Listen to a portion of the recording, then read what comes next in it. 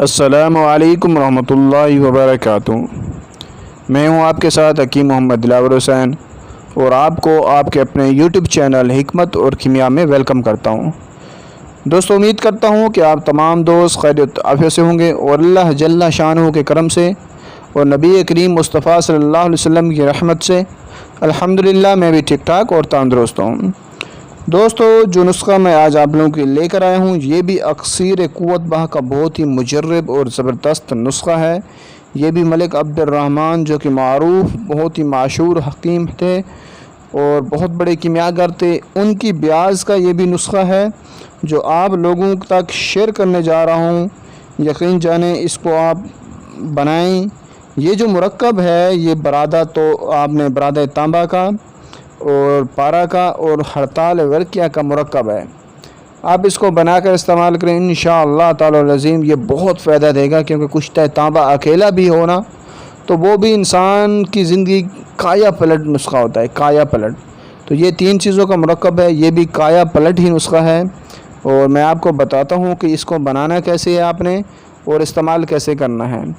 ایک چھوٹی سی ریکویسٹ ہے، اس سے پہلے اگر آپ میرے چینل پر نیو ہیں اور ابھی تک آپ لوگوں نے میرے چینل کو سبسکرائب نہیں کیا تو ریڈ بٹن پر کلک کر کے سبسکرائب کر لیں، ساتھ ہی بیل کے آئیکن کو پریس کر دیں تاکہ آپ کو میری نئی آنے والی ویڈیو کا نوٹیفیکیشن ملتا رہے۔ تو چلیے دوستو، آپ کو نسخے کی طرف لے کر چلتا ہوں۔ نسخہ نوٹ فرمائیں۔ 1 تولہ برادہ تانبا لے لینا ہے آپ نے، 1 تولہ پارا لے لینا ہے، اور 1 تولہ آپ نے ہڑتال لینا ہے۔ ان تینوں کو آپ نے چائنا ڈش میں ڈال کر آپ نے کیا کرنا ہے، بالو ریت میں رکھ کر آپ نے 1 بوتل تیزاب گندھک اس کو جذب کروانی ہے۔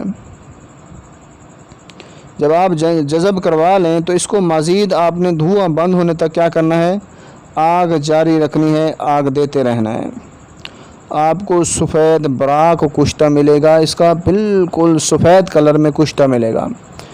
آپ نے اس کو پیس کر بالکل باریک سرمے کی طرح آپ نے محفوظ کر لینا ہے۔ محفوظ کرنے کے بعد آپ نے کیا کرنا ہے کہ اس دوائی کو کیپسول کے اندر بھر لینا ہے۔ اگر کسی کو 7 خوراک دینی ہے تو 1 چاول جتنی دوائی 7 کیپسول میں بھر لیں، اور آپ نے کیا کرنا ہے، اس کو استعمال کیسے کرنا ہے، دودھ کے ساتھ آپ نے استعمال کرنا ہے۔ ایک چیز بات کا اور خیال رکھنا ہے، دودھ کے ساتھ آپ نے اس کو نہار منہ استعمال کرنا ہے، لیکن جب آپ کیپسول کھا لیں تو کیپسول کھانے کے بعد ایک چیز کا ہمیشہ دھیان رکھنا ہے، 5 سے 10 منٹ کا وقفہ لینا ہے، اور اس کے بعد آپ نے بھنا ہوا گوشت ہر حال میں کھانا ہے۔ بھنا ہوا گوشت ایک کیپسول کھانے کے بعد بھنا ہوا گوشت کھانا بہت ضروری ہے۔ اس کی 7 خوراکیں جو کھا لیتا ہے اس کی زندگی کی کایا پلٹ جاتی ہے۔ اس کی 7 خوراک زندگی میں ایک بار ضرور کھائیں، انشاءاللہ بہت فائدہ ہوگا۔